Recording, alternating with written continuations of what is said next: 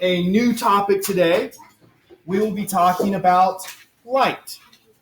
So last class period we talked about Maxwell's equations. How many equations did Maxwell shrink it down to? 4.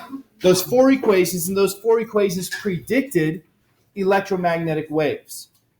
And now people had obviously known about light before this, but after some study, it was discovered that light was indeed the same thing as an electromagnetic wave. So we're going to be studying these electromagnetic waves.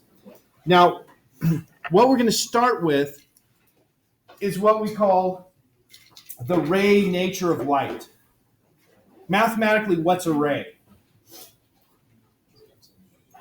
It has a starting point, but no ending point. Now, when we talk about the ray nature of light, we say the light has a starting point. So here I have a laser pointer, and it will end only when it hits something. And so you look and you can see that, it stays in a nice straight beam no matter what I do. And so that's what we're doing with the ray nature of light. And we're going to do a lot of geometry treating light as these rays. So this is also called geometric optics because you have to do a lot of geometry in the analysis, as you might pick up just by looking at this picture I have to begin with. With this really crazy background, I just decided to do something different. So, sources of light. Is Jonathan a source of visible light? No. Why can I see him? He's reflecting light. So, when we look at things, most of the things we look at are just reflecting light. What? I'm waiting for somebody to say something about being mere reflectors. When you look at the moon, is the moon producing light? No. How can we see it then? It's reflecting sunlight. So what about the sun? Is the sun creating light? Yes. So the sun is the source of light. Our light bulbs up here are sources of light. But you and me aren't sources of light. Now we are giving off electromagnetic radiation. It's just not in the visible spectrum. That's why I asked if Jonathan was giving off visible light. So when we look at things, we can see either light that they produce, such as from a light bulb, or light that they reflect as light hits the surface. When light hits something, it can either reflect or be transmitted or be absorbed. So when light hits your desktop, what's most of that light doing? Most of it's being absorbed. Because it's being absorbed, the desktop looks black. Because black is what we call it when we don't see any light coming from it. So that's where we get that black from. Now, if we look at, let's take Gila's hat. When you look at that, that's being hit by exactly the same light that's hitting Jerry's shirt. But they don't look the same. Why not?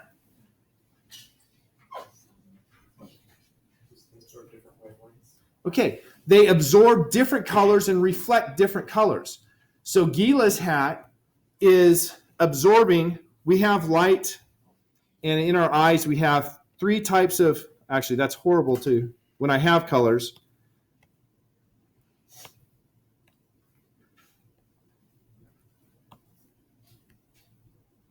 We have 3 kinds of cones.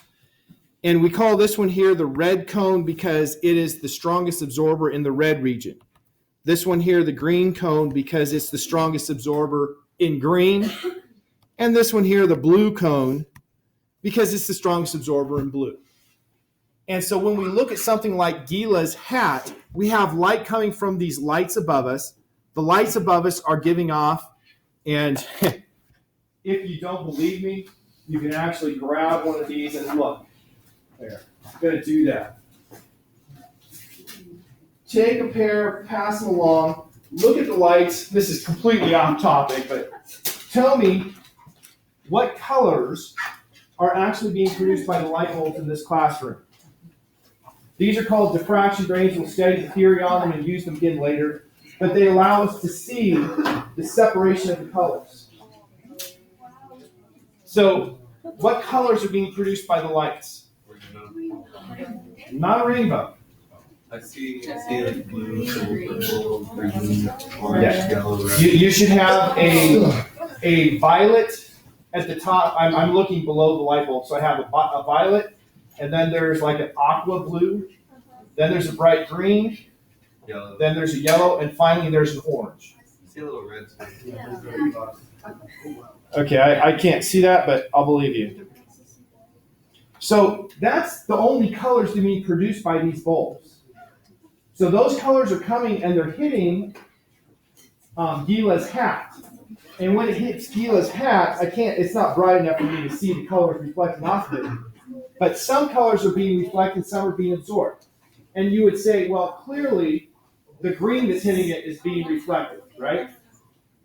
And the red that's hitting it is probably mostly being absorbed. And so that's what's giving it its color, is what's being absorbed and what's being reflected. Now, if we look at Jerry's shirt, let's focus on this striping here. It's white. If it's white, it's reflecting all of the light to us. And so the different colors just come by what's being reflected. Now, like I said, that was completely off of the topic of the day, but I got excited. It's physics. We're talking about these words: absorbed, reflected, or transmitted. What is light transmitted through? Windows are the things we commonly talk about where light goes through it, right? Also through air. Not perfectly transmitted through air, but pretty close to perfect.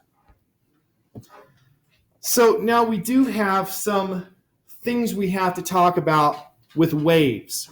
Waves, we learned, have things like a wavelength. By the way, I do want these back, okay? And please don't write on them. Every now and then somebody writes something like, I had a student who had a traumatic brain injury and wrote some inappropriate things on them. Don't do that.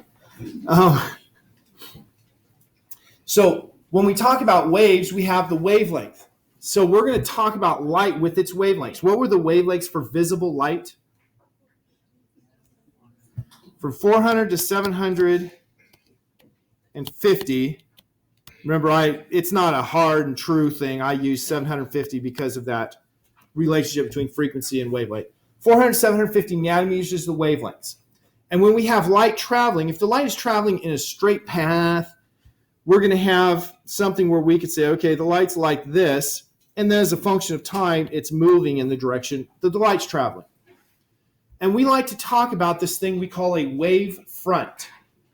If I have light covering a region, I can go like this. This looks something like ocean waves, right? And a wave front we define as the line that goes through the peaks of those. So there's one wave front. Here's another wave front. Obviously, my artistry is not perfect here, but the wave fronts are going from the peaks of the wave to the next peaks of the wave. What do we call the separation between peaks of waves? What you said, the wavelength. So the separation between these wave fronts is a wavelength. Now, how is this useful? Here's a picture illustrating water waves, right? I just drew something like water waves. What pattern or what shape do the wave fronts make here for the water wave? They make circles. Now, from our angle, they're going to look more like ovals,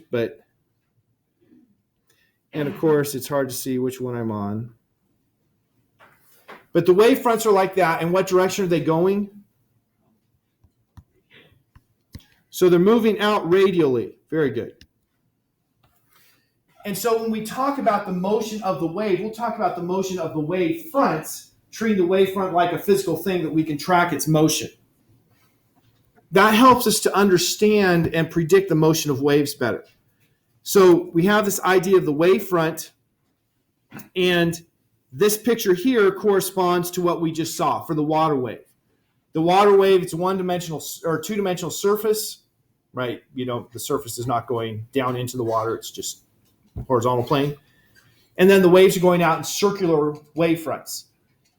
But if I use something like my laser pointer here, the light from this is going out as plane waves. The light isn't spreading, not by any appreciable amount. And so it's not going in directions like this. It's only going in one direction. And so we have then what we would call a Boy, I don't even remember if we put 2 L's or 1 in collimated. It's not spelled like column. I think that's right. Collimated beam, where they're in a column, but like I said, it's not spelled like column. That'd be U there for UMN. So we have a collimated beam. So the light is all going the direction of the blue lines, and then the wave fronts are where the peaks are and perpendicular to the direction the light is traveling. So one of the rules we can see between both of these pictures is the wave fronts are perpendicular to the velocity. So when it was going out radially, then the wave fronts were forming a circle. When it's going in a straight path, the wave fronts are straight lines or planes. And of course, this has the spherical idea, but the spherical one is kind of hard for us to see. So let's go to our first clicker question. My bad. I remembered, just in the wrong time. Sorry about this delay, but gives you time to log in, right?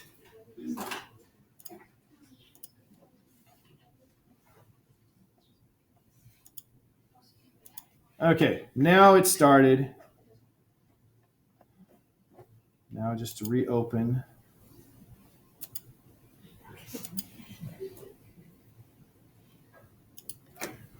Okay, now you can answer. Boy, people flying in.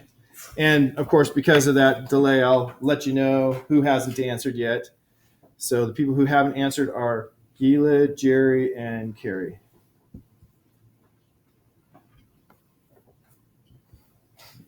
Now just Gila.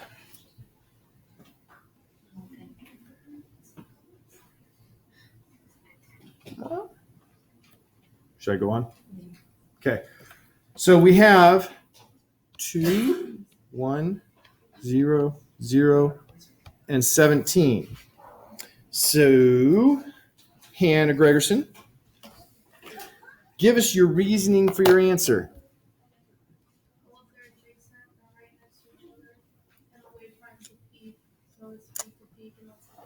Perfect. It's peak to peak, so that's a wavelength. So, got to write with the right thing on the right object. So the spacing between adjacent wavefronts is 1 wavelength. This is actually important when we start doing our geometry. We need to know what distances are when we're starting to do geometry. Now, Christian Huygens came up with a principle to help us understand wave propagation. And what Christian Huygens said is that if I have a wavefront, so let's say I have a wavefront like this, I can take this wavefront and say it's like a whole bunch of tiny point sources. And I'm going to stop here instead of trying to put dots on everything. And then I can treat each one of those point sources like it's a light of its own. So it's going to put out light. And so we would have from each one of these since I'm doing just two-dimensional here, a semicircle of radius equal to 1 wavelength. And then if I add up all of those waves, I will get the resulting propagation moving forward of the wave. What do you suppose I get when I add all of these wavelets together? Yes, wavelets is what we call these little waves. What do you suppose that's going to give me?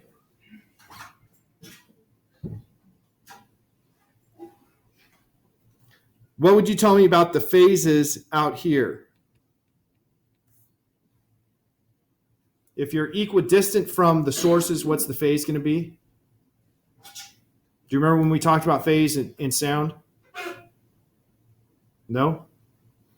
Okay, well, if I have 2 waves that are like this, they will add together.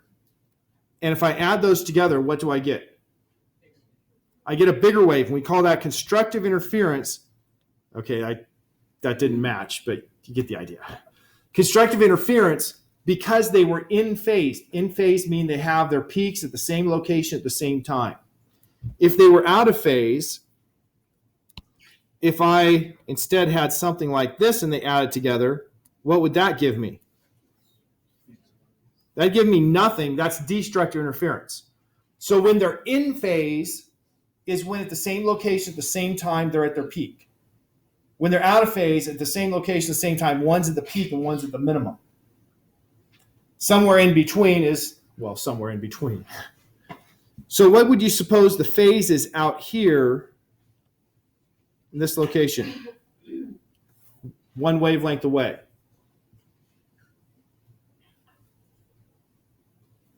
With each one of those little pieces of my wave being a point source, it turns out that they're in phase one wavelength away.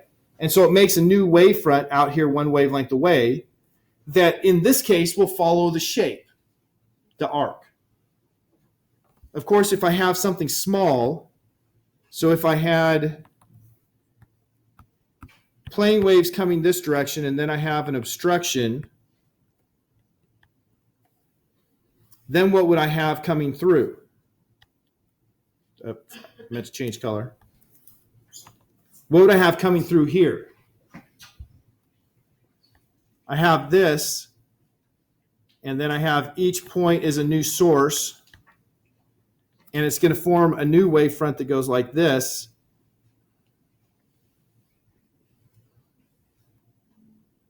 Okay, my artistry, once again, is, I think you just have to take it on faith that it's doing something like that. It's going to spread out and bend around the corners. Now, a lot of people don't realize that light bends around corners. We all know that sound bends around corners.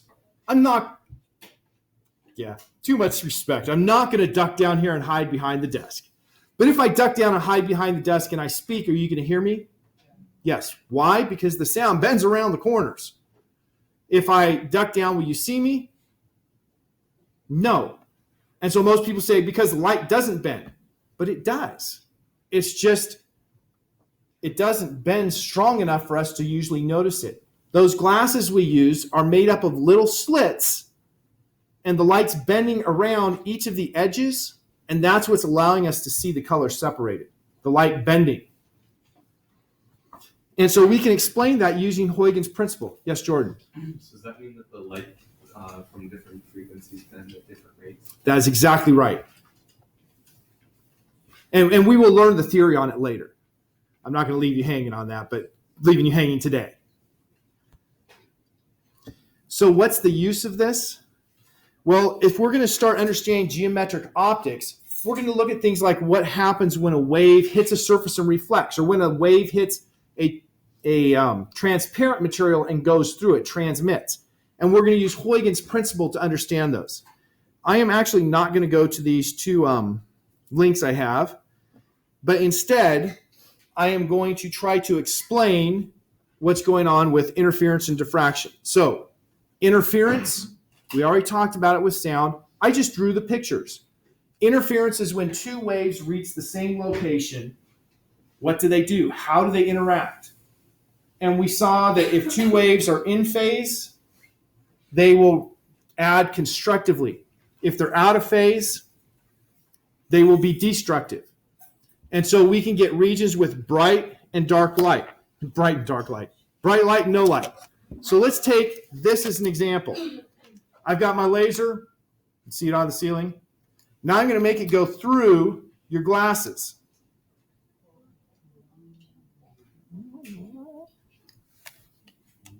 What do you suppose happened there?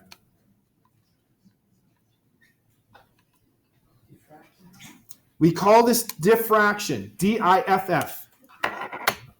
So diffraction is the bending of light. Now the light bent, and we had different colors bend by different amounts. This was all one color. It's monochromatic, one color. And so we only had one color. It bent by certain angle for that color, and we saw a distinct spot. And of course, it's not just one angle, it's multiples of the angle. So we saw not just one spot, but multiple spots going out. So that's what diffraction is. Now, when the light hits the ceiling, we have light from different paths that's interfering. And if the light is in phase from each slit, if it's the same, well, an integer multiple of the distance from one slit to there and the next slit to there, that's when we have constructive interference and it's bright. Because we have so many slits, just like with Huygens' principle where you treat it as each point on the wavefront is giving off light. If you don't have perfectly constructive interference, if they're not all in phase, then the average is 0 because you have just as much out of phase as you have in phase. And so that's why it was distinct. If you have only 2 slits, you get broad things. So you have a broad peak, goes to 0, and then another broad peak. But with the multiple slits, it sharpens it up to just a point. Yeah. So since you're using one source and you see you're having multiple different points from that for the laser, for example, is each one of those points they have less energy in it? Right, because the energy, right, you can't create energy. So what we're doing is we're distributing it. And the same thing, I talked about the radio towers in my grandfather's field Tuesday. And you're basically doing the same thing. You only have, in his case, 3 towers, but you have, because of those 3 towers, regions where you have constructive and destructive, instead of having single points, which you wouldn't want with your radio anyway, right? You kind of want to cover a region, but you have the energies distributed over here and no energy over here because no one lives there. And so you're using the same principle. Okay, in order for diffraction to be negligible, such as if I duck down behind the desk and you don't see me, right? You need the size of the object and aperture to be large with respect to the wavelength of light. It turns out I am large compared to the wavelength of light, right? Hence, we don't see any appreciable effects. Reflection. We actually have 3 types of reflection. We have specular reflection, we have diffuse reflection, and we have phase conjugate reflection. You do not have to know anything about the phase conjugate. Phase conjugate is a very unique type of reflection where a light wave comes to a surface, reflects back along the same path with the same phase. It takes a special situation to make that occur, so that's why you don't have to know anything about that. When I was in graduate school, my roommate was doing research on detecting small oval objects in water by studying phase conjugate reflections. It was funded by the Department of Defense, specifically the Navy. Why do you suppose they're doing that? Well, they don't want to use sonar. They want to use something that is going to be less detectable to be able to find where submarines are. And so he was working on technologies that could be used to detect submarines without them knowing that you've detected them.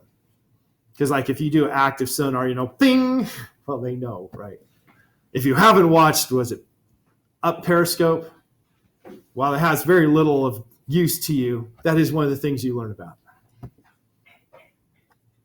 And you learn about walking the plank and a few other important things.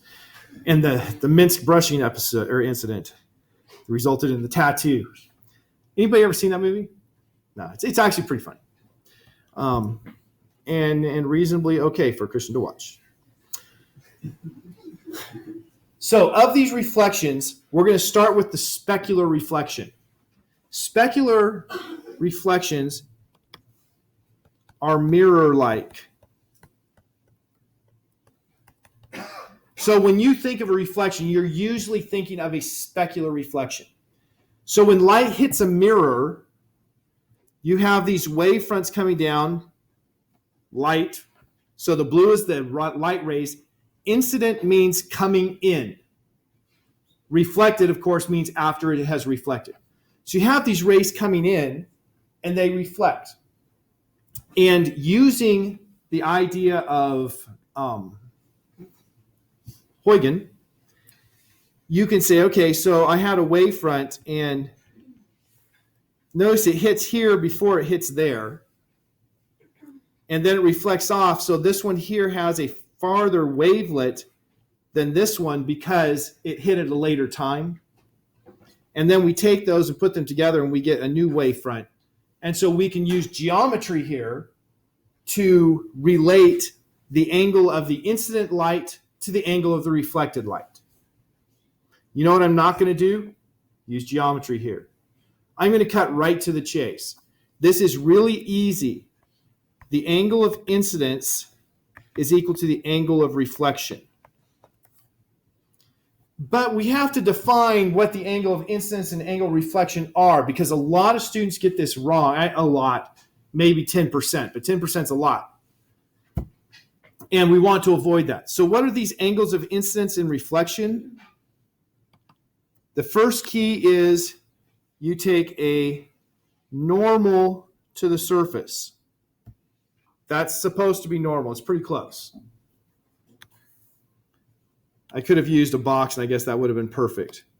So we take the normal to the surface, and the angle of incidence is the angle between the incident ray and that normal to the surface. So I took the light hitting here, where I put the normal, and went back on that incident ray. That's what the angle of incidence is. Where do you measure the angle of incidence from? This is the part that like 10% of students get wrong. From the normal to the surface, not from the plane of the surface. It's important. For this law, it would still work out if you measured it from the plane, as long as you chose the right was azimuth to measure it at. But for other situations like refraction, it doesn't work at all. So that's the angle of incidence, and then the angle of reflection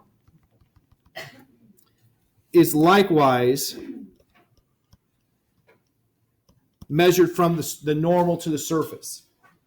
So angle of incidence and angle of reflection are both measured from the normal to the surface, and your angle of incidence is equal to the angle of reflection on the opposite side. So the incident ray, the normal, and the reflected ray are all in the same plane above the surface that's reflecting. So we call this the law of reflections.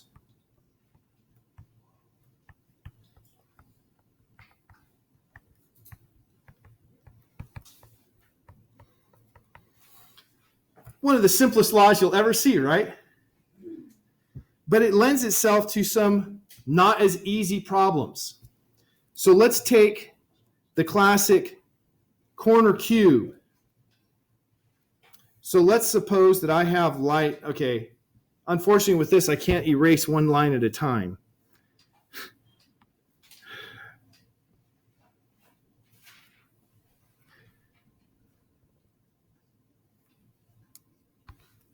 Okay, there I made a perfect corner. I'm pretty proud of myself. Now I'm going to root it all by using non-straight lines. So I'm going to have light that comes in like this. So this is my incident light. How is it going to exit from this corner?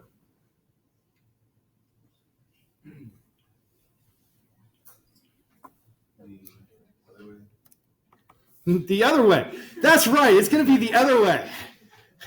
Okay, let's go through the process to figure this out. So I'm going to start by drawing a surface normal here. That's pretty close to normal. And my angle of incidence is this angle here. And instead of putting in, I'm going to call it 1. I know it looks like an I because I had a leftover dot. So that's my angle 1. How is it going to reflect? The same angle on the opposite side. Too close. That looks about right. So here is angle 2, and what's the relationship between angle 1 and angle 2? Okay, then we hit a new surface, so I'm going to make a new surface normal. And I have a new angle, angle 3. And how's it going to reflect? Angle 4. It's going to reflect angle 4 how? Angle of incidence equal angle reflection. So it's going to go like that with, here's angle 4. So we had angle 2 is equal to angle 1. What is angle 3 equal to? Okay, angle 3 is equal to angle 4. That's true, so I'm writing it down. But in terms of angle 1, what is angle 3 equal to?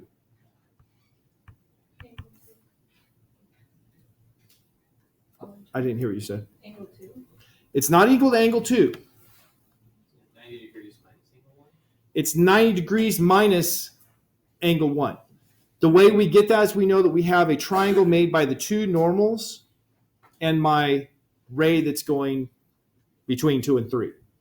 So in that triangle, I have the sum of the interior angles for a triangle is equal to 180 degrees.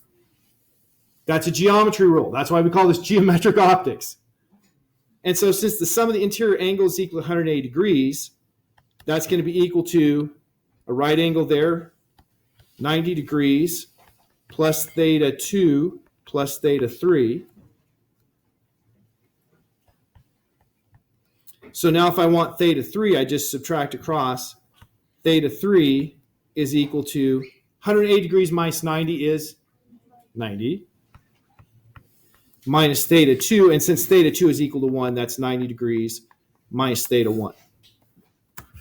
So that's how we get that angle for theta 3. So now that I have theta 3, then I can find theta 4. Obviously, it's also going to be 90 degrees minus theta 1. And then I want to compare, so how do the directions of these relate? So to find how the directions related, yeah, that's a bad color to use. Let us take purple. There's my change in angle. How big is that change in angle?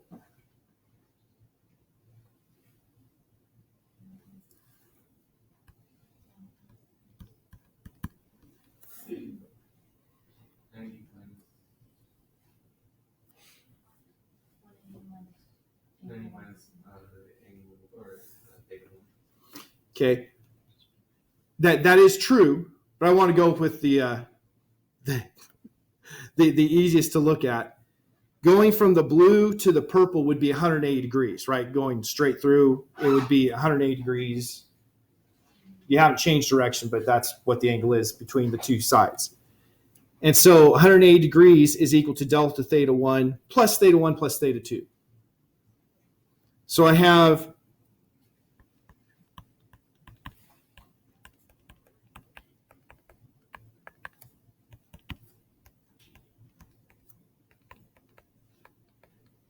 since theta 1 is equal to theta 2 minus 2 theta 1. And of course, then we can just take this and say, well, actually, yeah, I said you were right, but I forgot. It's by a factor of 2. So that delta theta 1, the amount it changed was 180 degrees minus 2 theta 1. Now let's do the same thing over here. What's delta theta 2?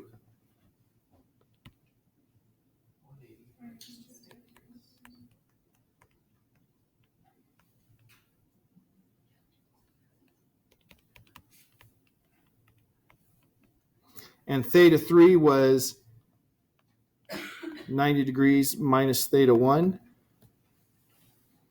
So 180 minus 180, hey, those dropped out. Minus a minus is a plus, equals 2 theta 1.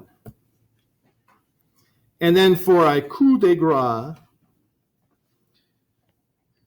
the total change in angle is equal to change in angle 1 plus change in angle 2 is equal to change in angle 1, 180 degrees minus 2 theta 1 plus 2 theta 1 equals 180 degrees.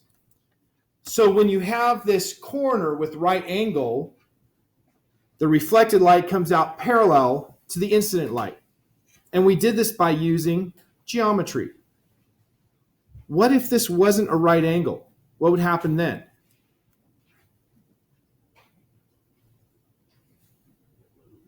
It wouldn't. That's a good answer. It wouldn't. If it's not a right angle, this angle right here is not going to be 90 degrees. So you have to use what this angle is here to determine what that angle is going to be, and then go from there. So I'll probably give you a homework problem where you have to do this problem, except for it'll be a different angle here. And just to make sure we're all really clear on our geometry, what's the sum of the interior angles of a four-sided object? 360 degrees. So if this angle, if we start here, this angle is like, let's say alpha, these are both 90 degrees. So I have 360 degrees minus 2 times 90 degrees for those two angles, minus alpha equals 0. Or no, not equals 0. Equals, let's call this here beta. And so it's a very quick calculation. It was alpha plus beta plus 2 times 90 degrees equal 360 degrees. And so that's how we would get this angle beta. And then that angle beta there would be in our triangle calculation, which was right here. Instead of 9 degrees, this would have been beta. And so that's how you go through it. So I've done it once with the 9 degree. I'm going to give you something with this different angle. So you can calculate how the reflections work. What kind of reflection was this? A specular reflection. And notice it says here smooth surface. Specular reflections occur off of an atomically smooth surface. What if the surface is not atomically smooth? Well, then you're going to have different angles depending on where you hit the surface. And so then the light goes off in random directions, and we call this the diffuse reflection. If it was a smooth surface giving you specular reflection, you see a very organized reflection. So when I look in a mirror, if it's a specular reflection, I'll see a reflection of me or some other object. But if it's a diffuse reflection, I'm going to see the light spread out all over the place. So let's take this and apply it to real life. You look at my forehead. You see light coming off my forehead, right? Is that a specular reflection or a diffuse reflection? Primarily. There is some of both. Can you see yourself in my forehead? Good. If you cannot see yourself in my forehead, then which kind of reflection is it? It's primarily diffuse. What makes it diffuse? It's a rough surface. Is my skin supposed to be a rough surface? Yeah, we have pores and whatnot, so it's supposed to be microscopically a rough surface. I sweat a lot.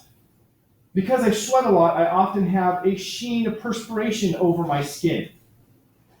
Well, that sheen of perspiration forms a smooth surface.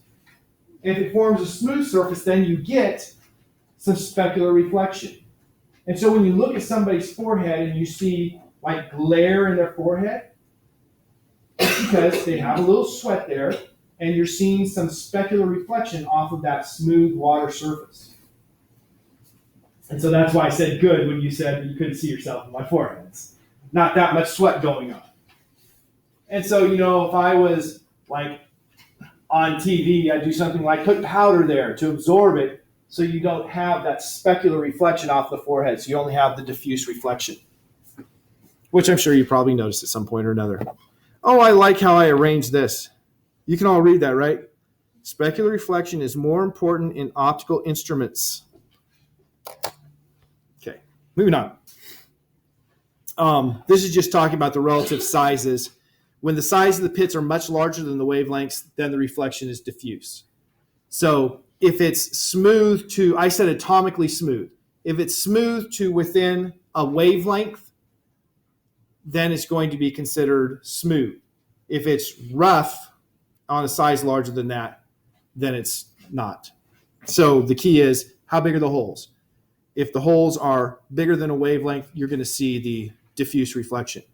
If the holes are smaller than a wavelength, you won't be able to tell. Okay. Make sure everybody paid attention, which I'm sure you did.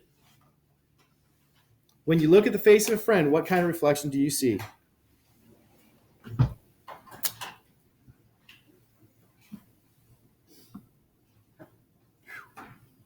Thank you, Jonathan. Still, there is one person who wasn't listening. Brady, exactly 1 month since the last time I asked you a question. Give me some explanation here. I put that it was diffuse because their face is not perfectly angled. Yeah, it's not looking like a mirror, so that's diffuse. Okay. This is just reiterating that your angle of incidence and angle of reflection are from the normal to the surface. Here's a picture that's better than my hand drawing, illustrating how you find those angles. Remember, this is all in one plane, the reflected and the incident ray. So a follow-up question then, how's angle of reflection measured?